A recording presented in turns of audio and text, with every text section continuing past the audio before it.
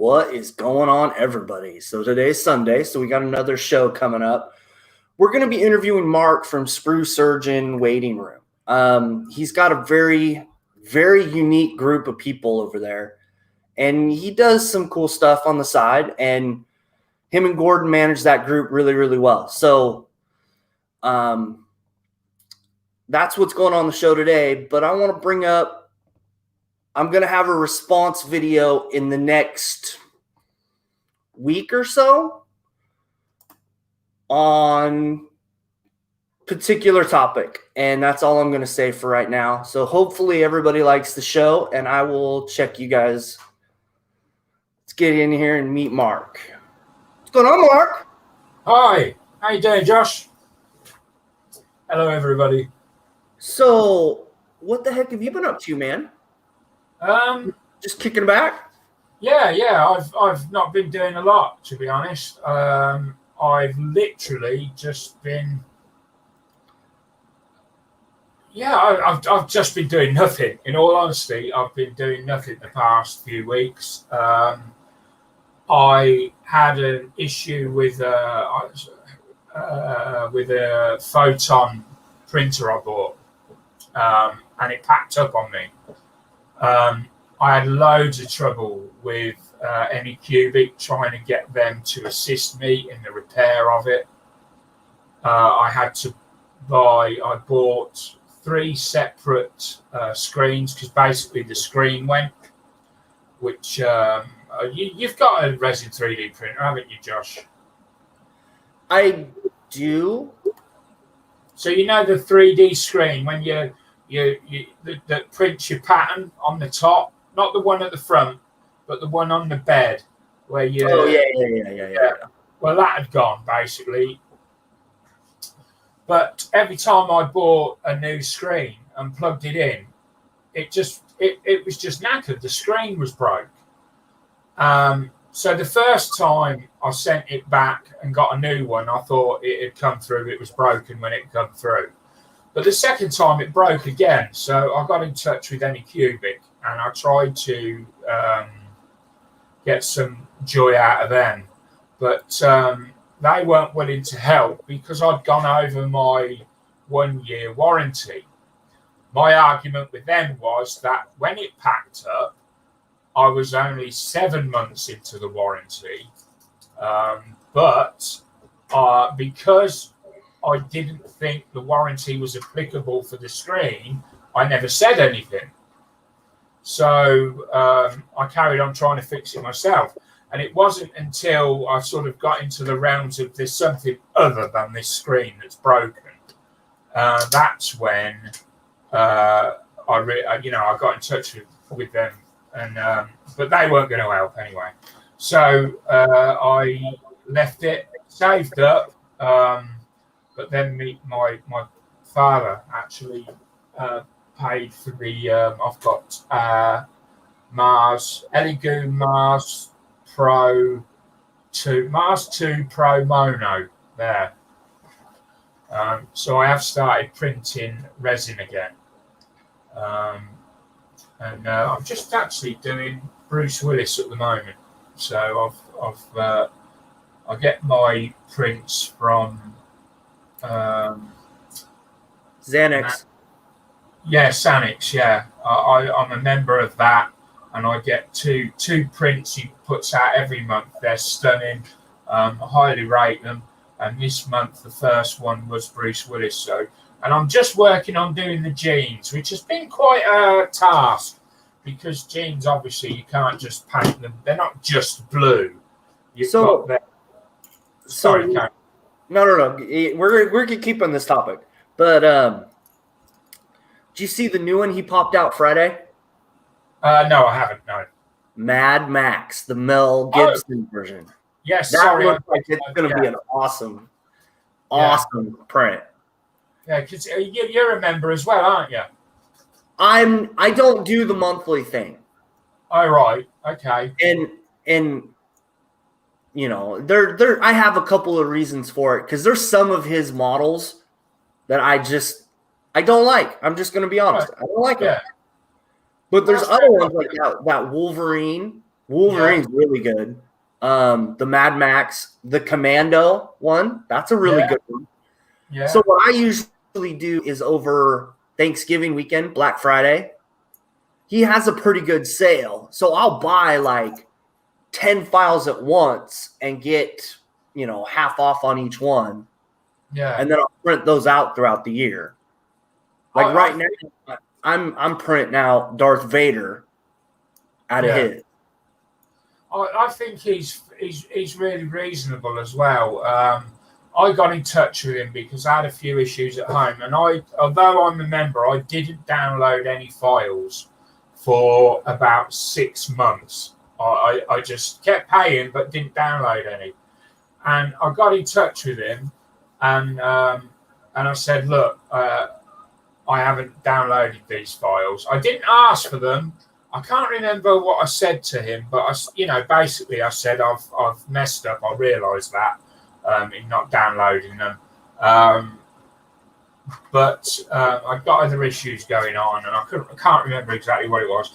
And he actually gave me access to all the files that I was entitled to, so that I could download them.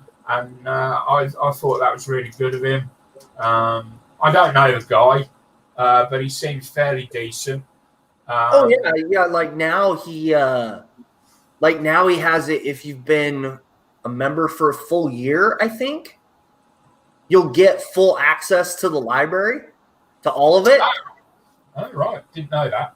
And like he's doing good things. Don't get me wrong. I think he's going places. It's definitely a person to watch. I mean, it's just crazy. Some of the stuff that, like, I'll show this Darth Vader here in a minute. But come on. I mean, pretty detailed. And is that PLA? This is PLA. Wow. Long into the story is I'm not really doing very well with the resin printer. Wow, you've really done well with that for PLA. I never really had great success with PLA. I've kind of just figured it out, That looks really good. I mean, here's the cape. Oh wow! Yeah, I can show you. I mean, it's kind of crazy at the end of the day. Kind of. Yeah, how well that's come out for PLA.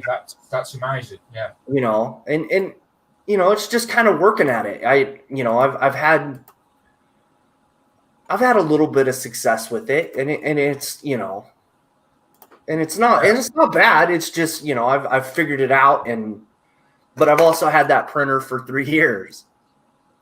Why are you having trouble with the resin? If I just figuring out the settings for, like, each bottle of resin's different apparently, I guess. I'm not gonna lie. I did get some of these to pop up. Yeah. What resin are you using? This is just the anicubic stuff. And it didn't work very well. It just didn't. And then I did this deer thing, and it broke the antler off. Yeah. I find that 3D printed resin is very brittle. If you don't get your times right. Yeah. And how long do you cure it for? Like, I took the face completely off this one when I dropped it. The rest of the figure looks cool. I'll use this one as a test piece for when I paint this, but it's just, like I printed out the Xanax Spider-Man. Yeah. And not a full-size version, but a pretty good size version of it. Yeah. And these 3 figures out of 1 bottle of resin. That's it. That's all I could get to work. Wow. Yeah, you really have to. And you should be able to print, like, you should get a lot more 2 of these guys two of these Darth Vaders out this side. I just showed. I printed. I got Bruce Willis here. Out of so that's what out of bottle. I've got just trying to think. There's a little test piece that I printed off when I first set it up. This is supposed to be some sort of magician. That was out of that bottle. I've got a failed Bruce Willis that just came up to about halfway because I ran out of resin. I went to bed and forgot to top the resin up.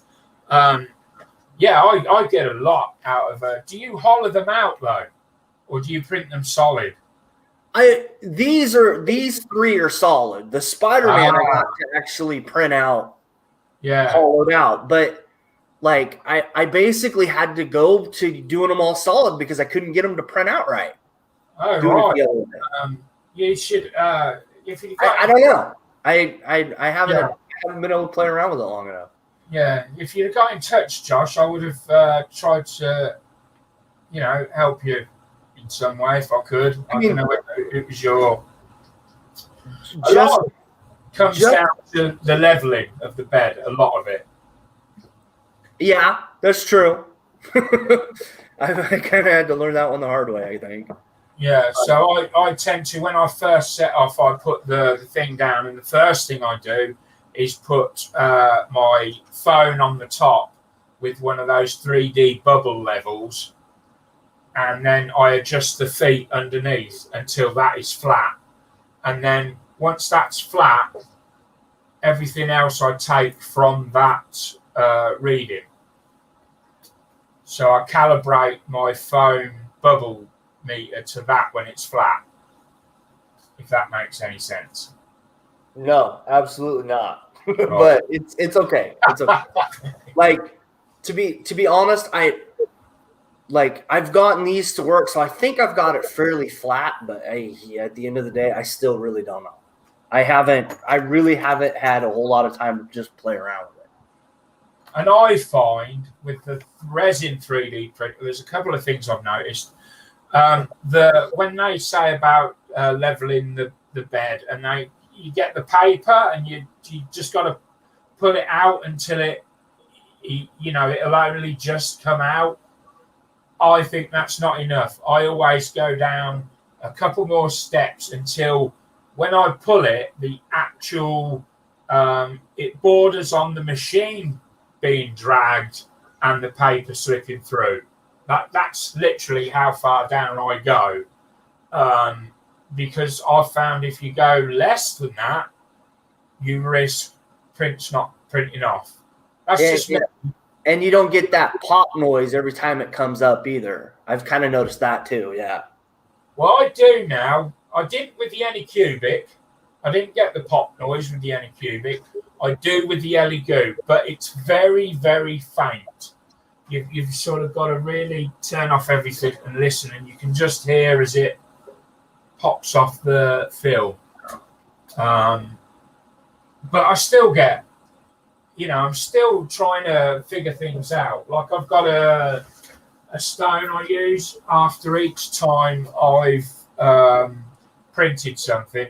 Obviously, I'll clean off the head, and then I sand the head down on the 3000 side, which is this side, and then I sand it with the 8000, and then give it a clean up, and then re-level it again. Always do that, and I've been lucky. I've been okay, but a tip that what I found out that some people don't realise is once you've cured your resin, it will carry on curing if you don't spray it. So, and you need like a UV blocking type spray that will stop UV light getting to it. So if you've printed it, you've put it in your little doodah machine with UV light to cure it for 3 minutes or whatever, and then you leave it on the side. You may leave it there a month or whatever, or that whole time it carries on curing.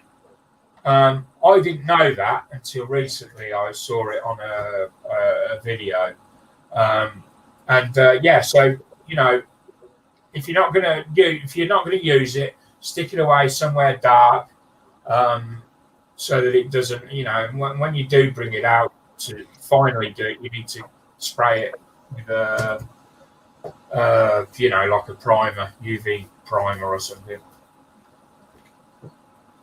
That's what I watched anyway. I don't know whether any of that is true.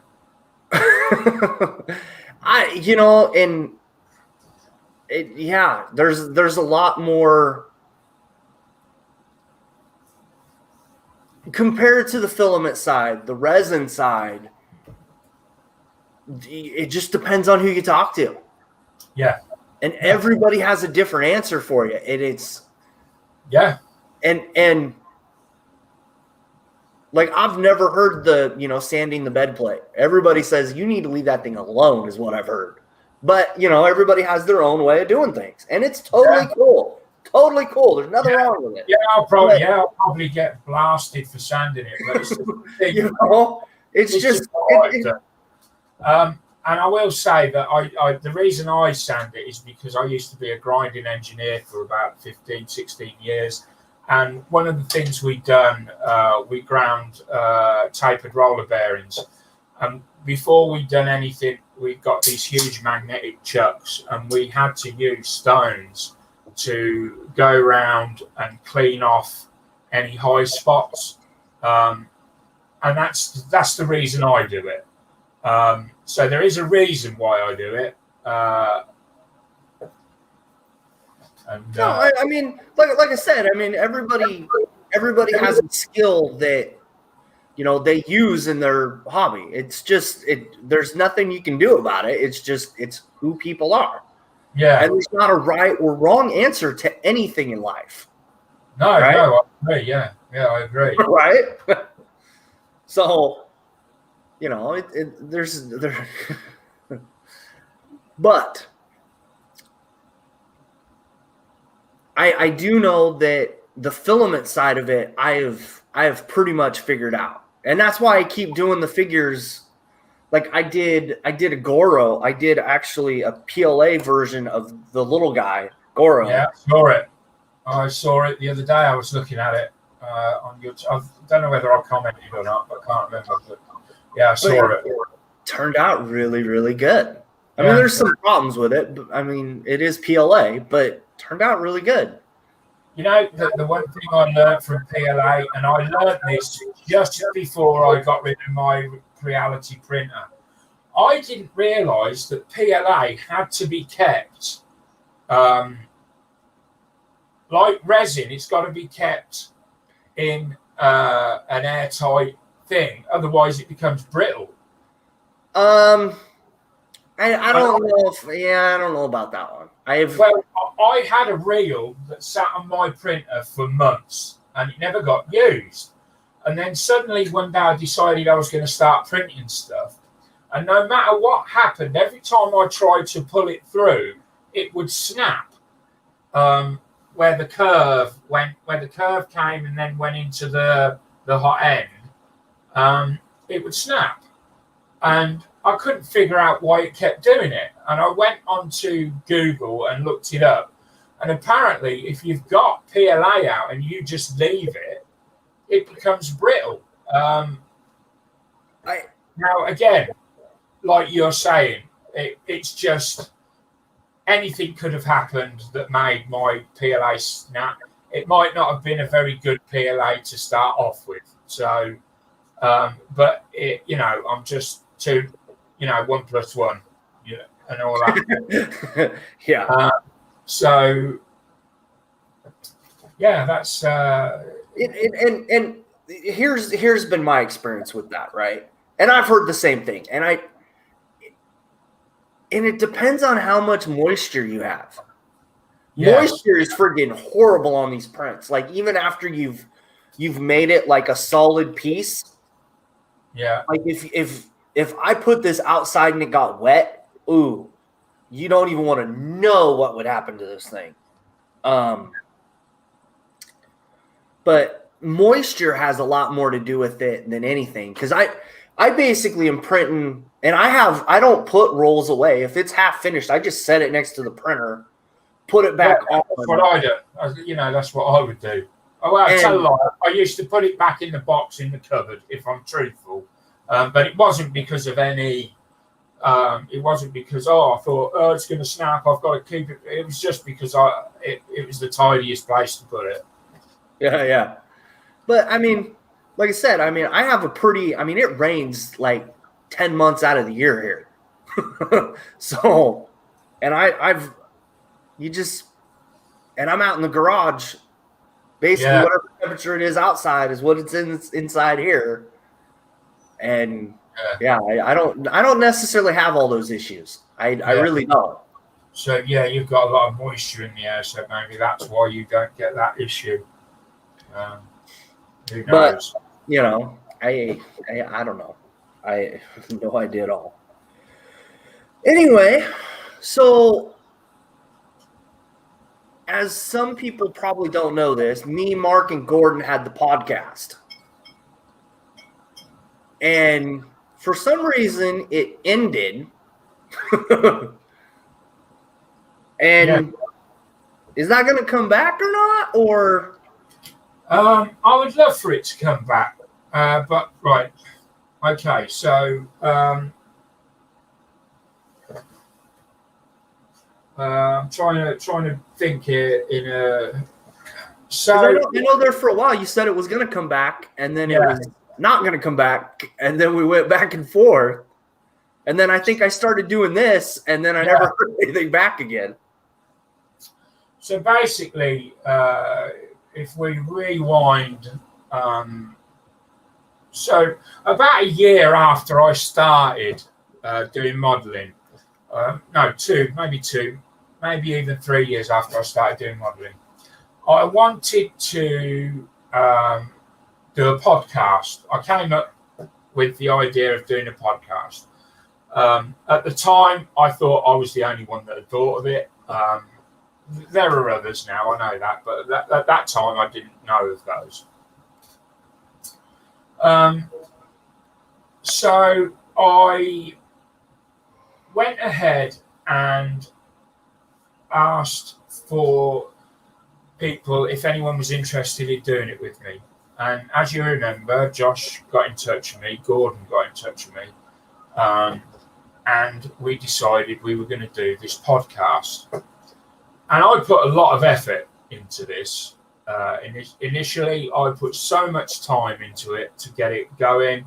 I arranged for it to get onto the Apple, Google. I went through all the different podcast people and jumped through all their hoops for them, filled in all their forms, and finally we got it. In the end, I first started off with Castbox, I believe. So we started doing that, and I knew it was going to be a long project to get going. So we started off, and originally it was acceptable. The numbers were fairly acceptable. Yeah, it really was. But then over time, the initial period, it just hovered at the same figures all the time. And I noticed that after we'd been going for about 6 months, other people had started to do their own podcast. And I was comparing their figures to ours. And no matter who it was, they were taking off. Their podcast, the figures were ramping up each week, and they were becoming really successful. But we weren't, and I didn't know why. And as you recall, at the time, Gilbert Mondragon, he came along, and we'd interviewed him, and he offered to step in as a co-presenter for us for a little while. And to help, and he did. and we made some changes. We went on to video format so everyone could watch, and it reached a stage where every week we just weren't getting any new figures. Nobody was watching it. It was probably the same people watching it, but it wasn't exceeding sort of, I don't know, 100. Over 1 week, it was only really hitting 60 odd views in a week, and it just was demoralising that we were doing. We put, at the beginning, I was putting so much effort into it. Everyone else was putting so much effort into it, and just nothing was happening. People were just not drawn to it. I don't know why. And in the end, I just got so demoralised with it that obviously I've got I have depression. I suffer with quite bad depression, and it just totally wiped me out. And I would speak to Angela at the beginning. I got so much zest for doing I mean, you remember, I was really pumped up for doing the podcast. It was, and then towards the end, it was more like, Sunday, we've got to do it again. I didn't feel like we were getting anywhere. And I just said, just before Christmas, I think it was, Angela says, look, you need to step back from it and just have a break, and then see afterwards where you go. So I did. I stepped back from it. That was just before December, and I haven't really picked up modelling since, if I'm honest. My mental health has been very poor, and I've struggled a great deal lately, and so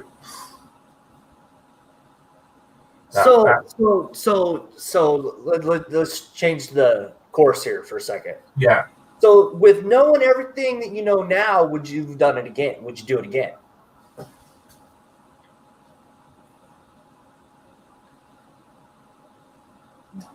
No. No? No. How hard was that process to get everything set up? Was it time consuming or was it fairly easy?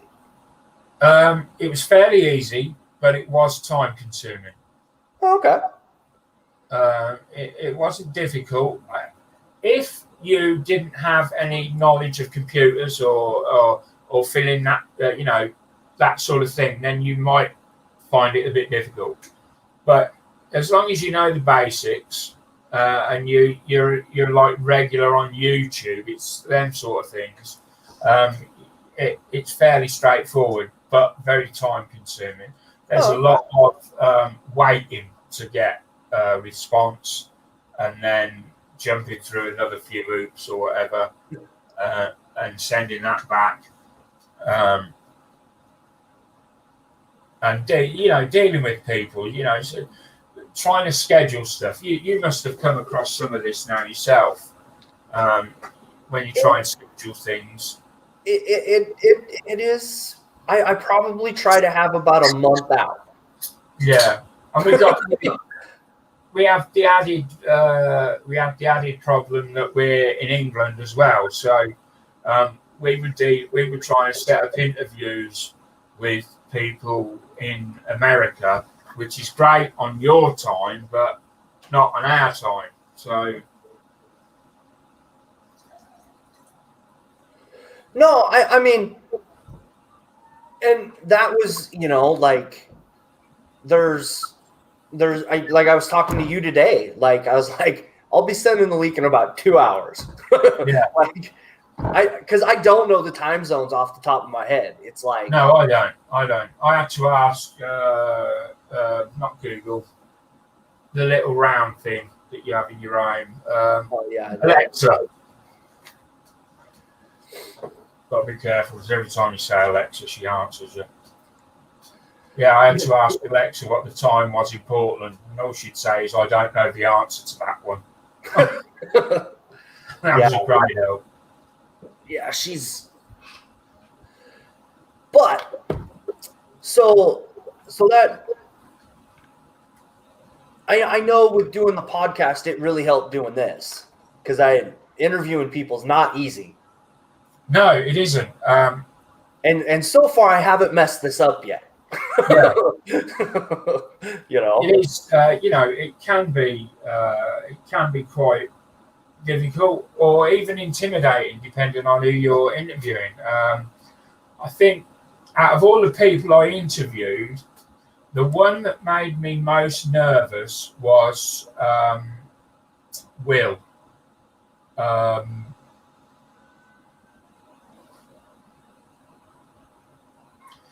I apologize, Will.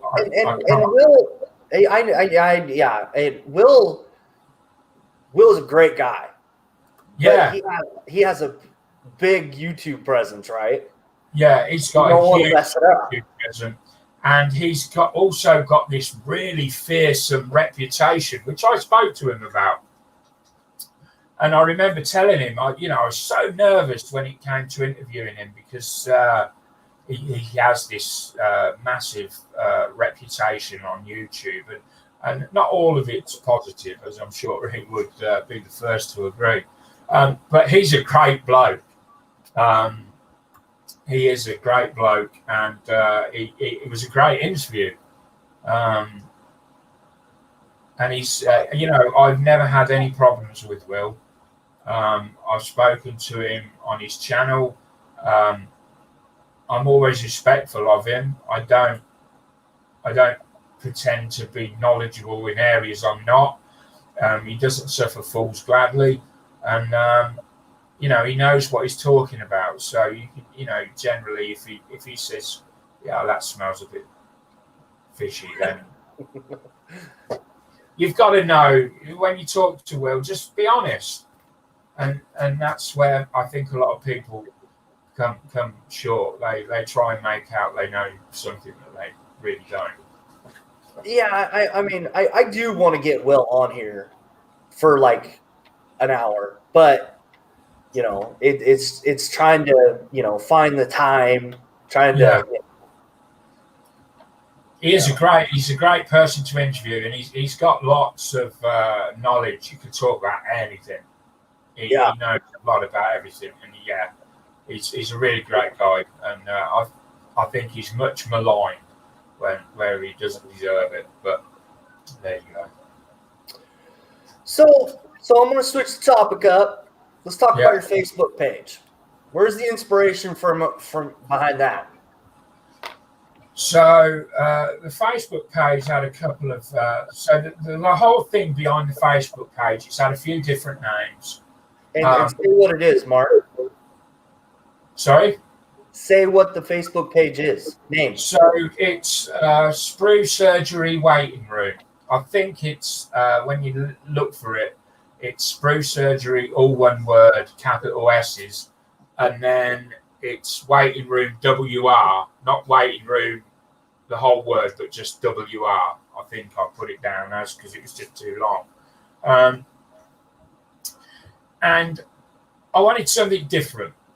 And what I wanted was, because I realised there's a lot of, I don't want to say bullying. No, let's call it bullying. There's a lot of bullying that goes on YouTube channels and stuff like that. And not everyone's equipped to deal with that.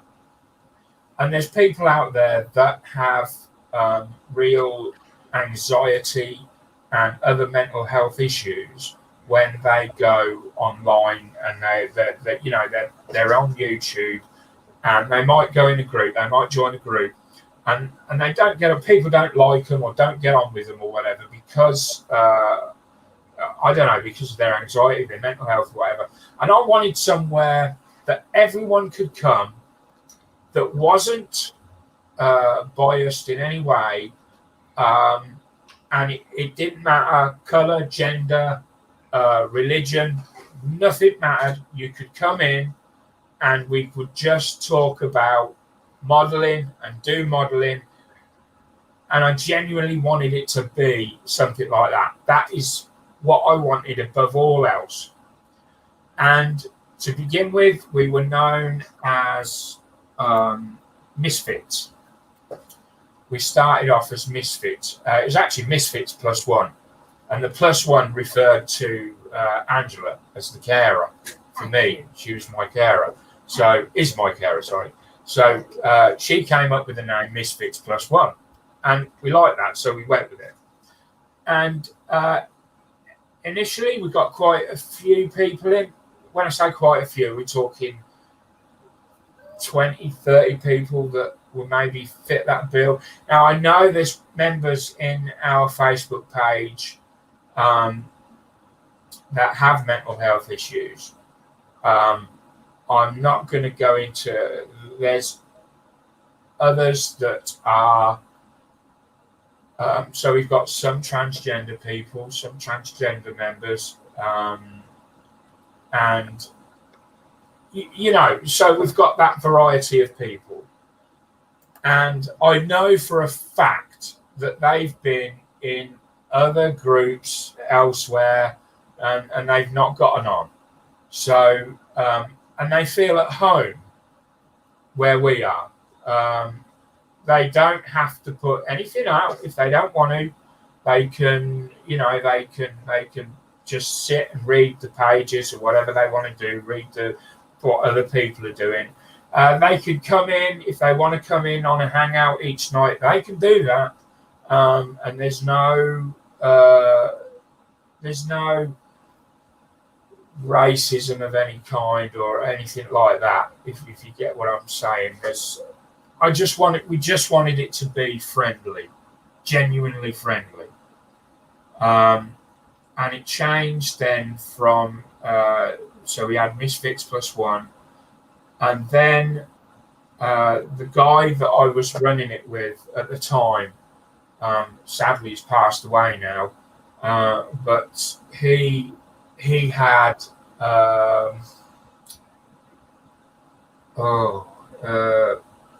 Angela. What was it, Neil?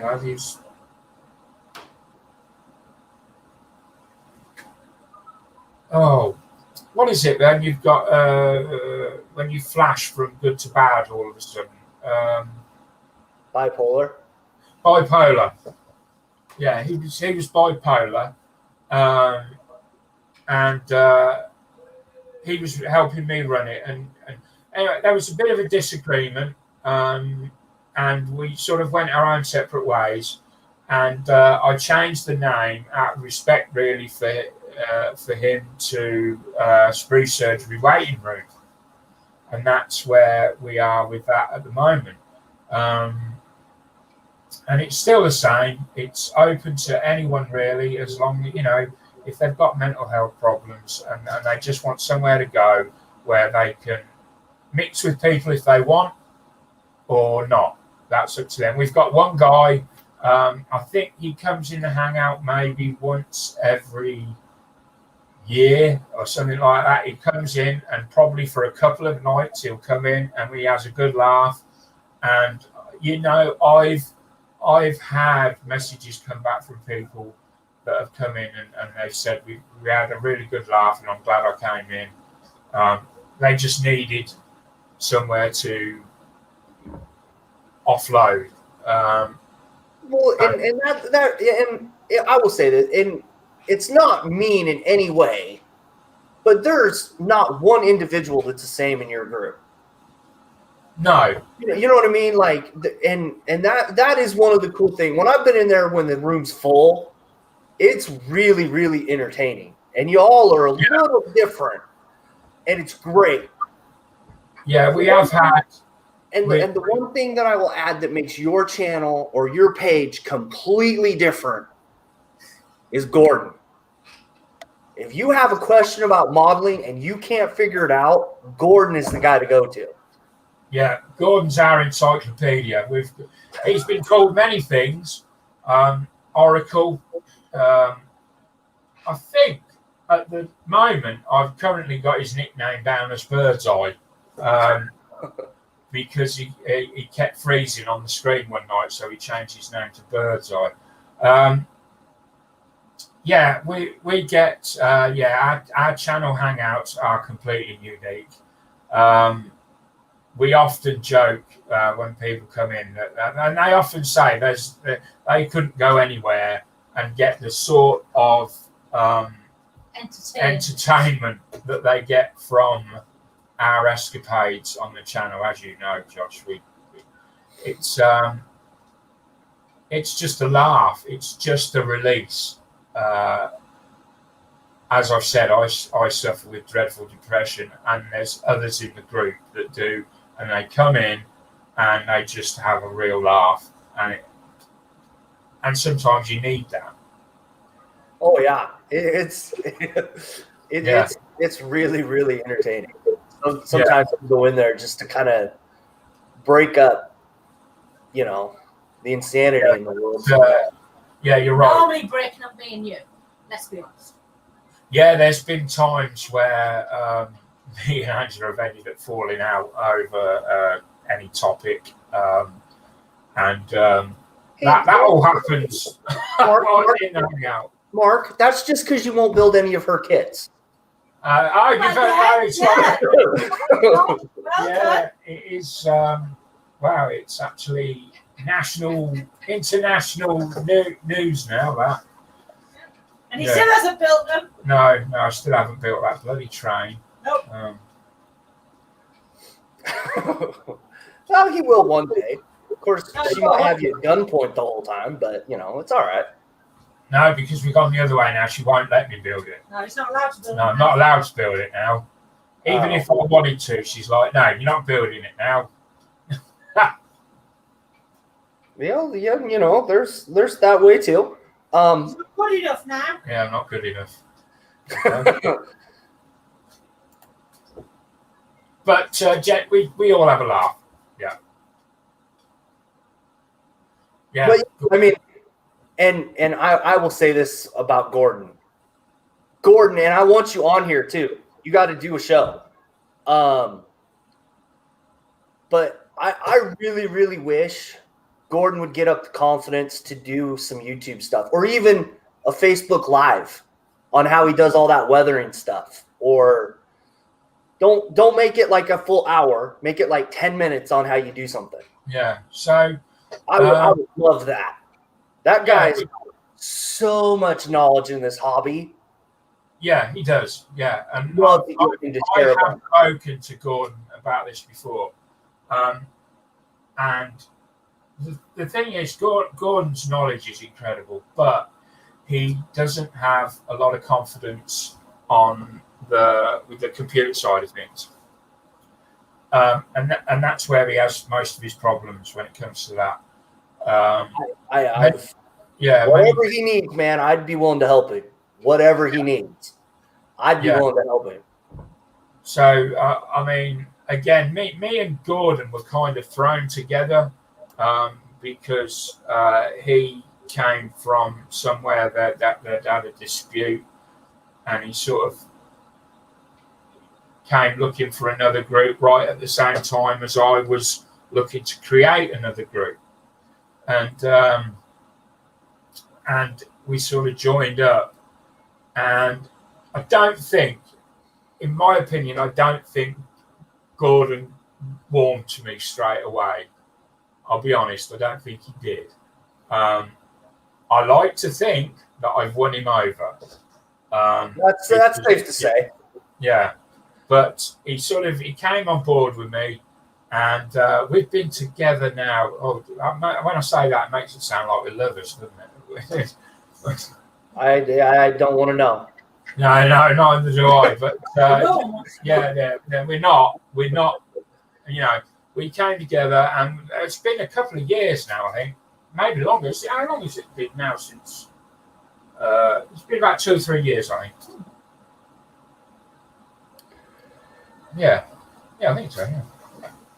So Archie, I'm not pressuring Gordon. I'm slightly nudging him to the edge of the cliff. There's a difference. Yeah, Gordon knows that. Archie's winding you up. He's Archie's from Scotland. You got to give him the.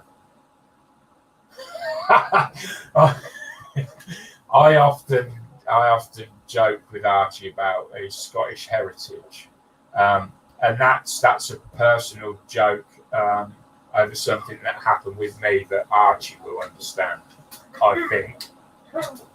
Oh, cool. So your Facebook page is fairly unique with some of the guys in it, right? Yeah. What's the one thing you'd change about it if you had the choice? And this is my take on your guys' page. You don't post enough. Like, I see a build here and there, but you guys don't post enough. Yeah. So, yeah, that is. I've often asked people to post more. And yeah, you're absolutely bang on with that. We don't post enough. If you go onto the Facebook page, it's lots of messages from, it's the same sort of 2 or 3 people that are posting. Nobody else in there posts, which I sometimes. And I'm an admin. I'm encouraging people to post stuff. Yeah, it's but because of the way that I've created the group, I won't pressure people into posting. I don't want to keep moaning at people, because that's just going to drive them away. And I want people to come in and be accepted into the group and feel comfortable. I only want people to post when they feel comfortable to post. But yes, we don't get enough posts. And yeah, there's a lot of good talent in your group, and I can understand, people having self-confidence issues, but there's nothing different I've seen out of your group that's not in the others. And the quality's there. Oh, yeah. I would really encourage people to post more. I try to throw stuff up when I get stuff done, but lately I just have not been able to get stuff done. Well, we all know it's. I've got hundreds of pictures that I've taken and have not made it anywhere.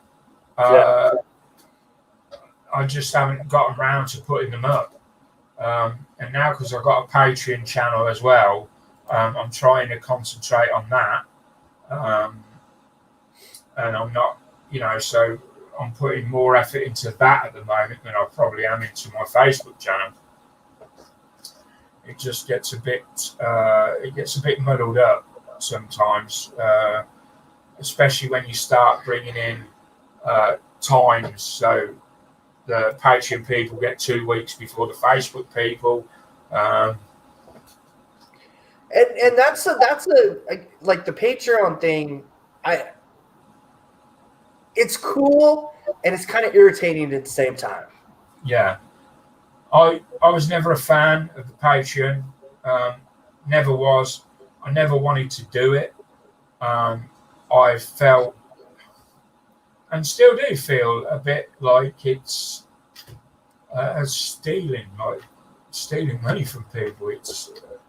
I'm doing something that I like, and they're getting charged for it. Now, granted, I don't. My Patreon channel is only about, I think it's £1.99 or $1.99 for a month, and I've got some very, very devoted followers that paid that for 3 or 4 months when I was putting no content on there at all.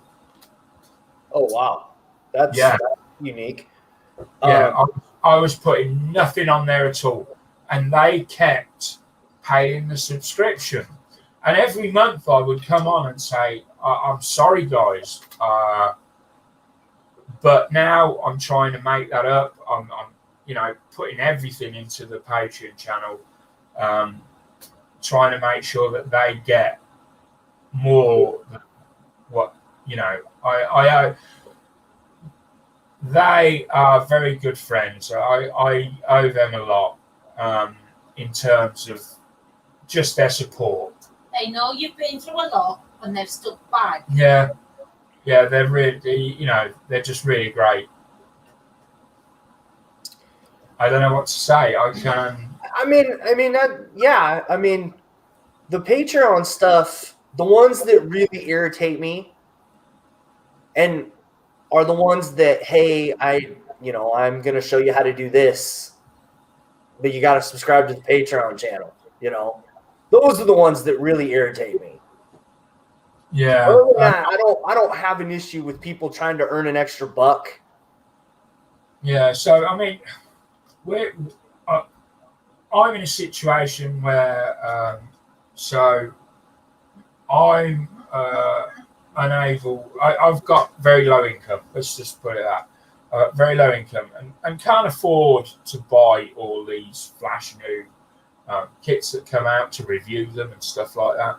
Yeah. So that's why a lot of the kits you see reviewed on our channel are older kits, or they're kits that have been out maybe a month or so. If I'm really lucky and I manage to get a kit for release, like for example, the Vulcan's coming out, the new Airfix Vulcan kit, the new tool one.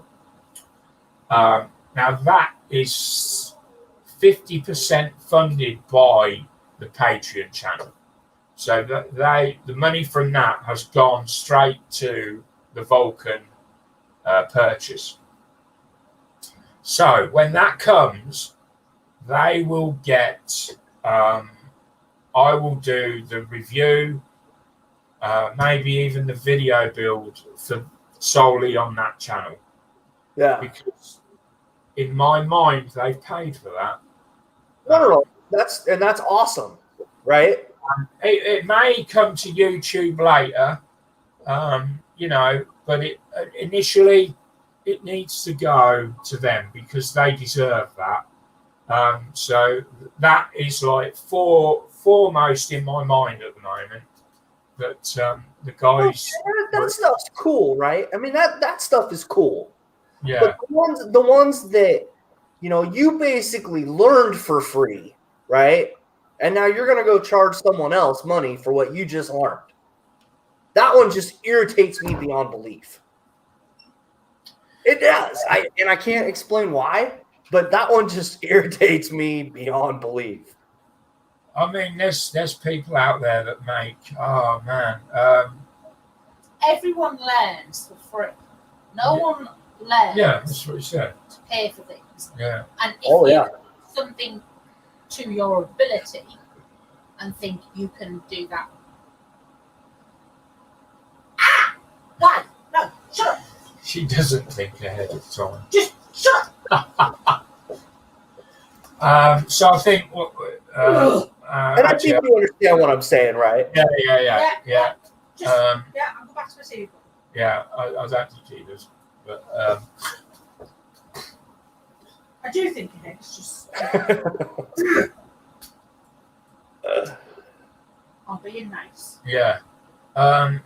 Everybody learns for free. And there are some things that, I mean, let's face it, if you want to learn something to do with modelling, you don't have to go and pay somebody. It will be on YouTube. You can learn anything. YouTube is a great library of information. I agree with that. And if you want to learn something for nothing, you can do it. There'll be a way to do it on YouTube. I guess there's a limit. I guess you probably couldn't do nuclear physics off of YouTube, but I've never really tried. Having said that, I don't know.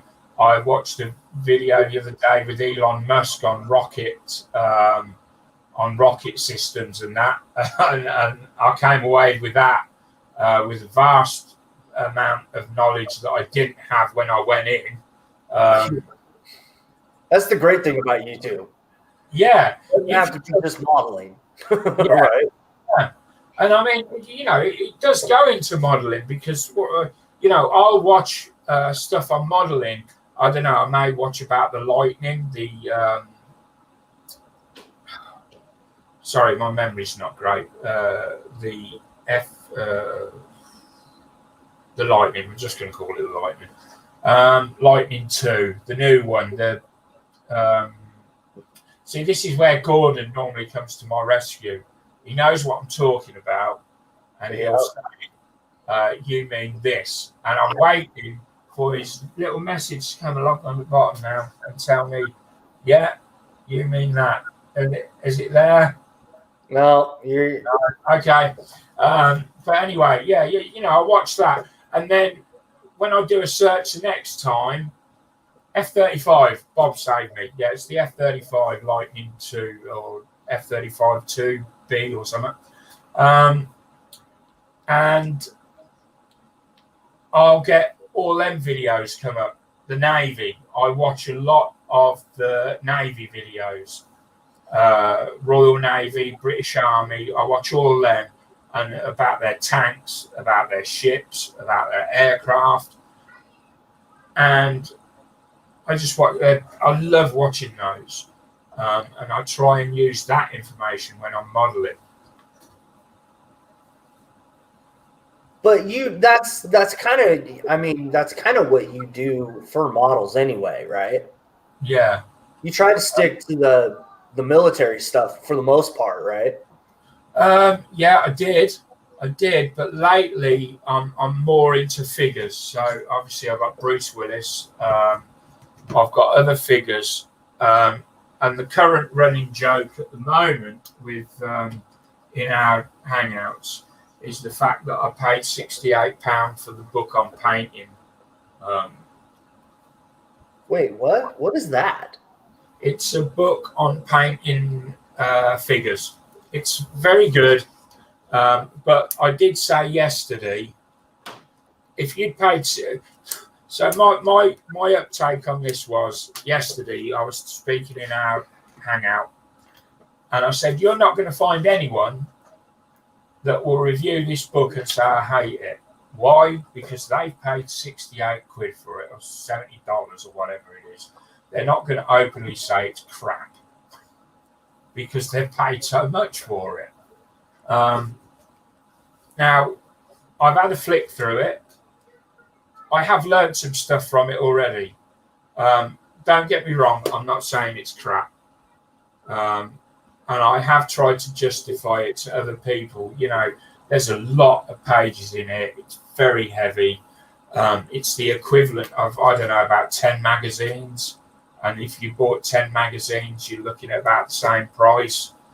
But they would be destroyed over, there's so much in here. It's just the funny thing yesterday was I was wanting to know how to paint denim on here. So I went into the book and I found a tiny little paragraph on painting denim. And it was kind of like, you know what, I paid £68 for this, and all there is a tiny little paragraph on denim. But there you go. It is a good book. Don't get me wrong. I'm not slating it at all.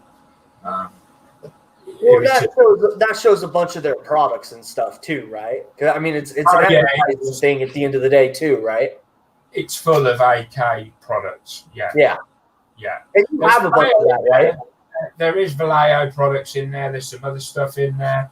But I came away thinking everything I've seen there, everything I've seen in that book, I could get off YouTube for nothing. Yeah. And I kind of, it's just a lot of money for a book. And I expected, now I'm a big fan of Gilbert Mondragon. I love Gil's work. It's fantastic. And I often go to Gil, or I'd go to Gil when I had a piece I was painting and I just couldn't make it work. I would ask his advice. He was always willing to help. And I was hoping that by getting that book and reading through it, I was going to pick up some skills that would help me moving forward on figures. But honestly, at the moment, I have found a little bit of help with the denim side of things. But you know what? I got that off YouTube. I take that back. I got the help that I needed for denim off of YouTube. I couldn't find any help in that book. And you. Well, and that's not a stab at those kind of products. It's just kind of reality, right? Yeah. But the thing I will tell you about figures. Have you looked up Twitch? No, I've never really. No, I haven't. No. So go on to Twitch and just look up figure painting. You're going to see a lot more on Twitch than you would YouTube. Some of the artists go back and forth, right? They'll be on Twitch first, and then it'll go to YouTube. But like, there's James and Kathy, right? Yeah, we've interviewed them together. A couple people that was supposed to come on that we ended up leaving, right? Yeah. But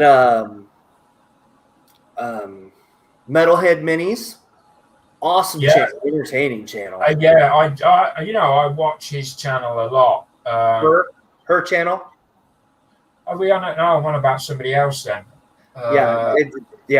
Lynn is a very entertaining person. You're on about Lynn Stahl now, aren't you? Yep. Yeah. No, I'm on about. There's another minis channel. A guy with glasses. I can't remember his name. He does a lot of figures. Just go down the rabbit hole because there's endless amount of stuff on Twitch too. That's the one thing I would tell you. I'll give that a go, Josh. I've never really. The last time I went on Twitch was I went on one night with the PlayStation 4 when they were using it, and they've got these Twitch feeds that you can drop in on, and I watched this very drunk guy dancing around his front room with his PS4 controller, and I'd had a bit to drink and all, and I think I ended up watching him for an hour. He's just dancing around the front room, like. Well, and that's what Twitch originally first became, right? It was for gamers. Yeah, you're going to see a lot of video game stuff on there, but Gordon's just put a very good point up that if you haven't got YouTube, then the book is very good. Yeah. And it's a great point. Yeah, it is. It's one it is a very good that's point. Why Gordon's important. See, he thinks of stuff I don't. Yeah. All right, Mark. So we've hit about the hour mark. Okay. Yeah. Is there anything else you want to bring up? No, not really. I would just like to thank people that have followed me for a long time and still follow me. I'm really grateful. I don't think people that do follow me realise how grateful I actually am.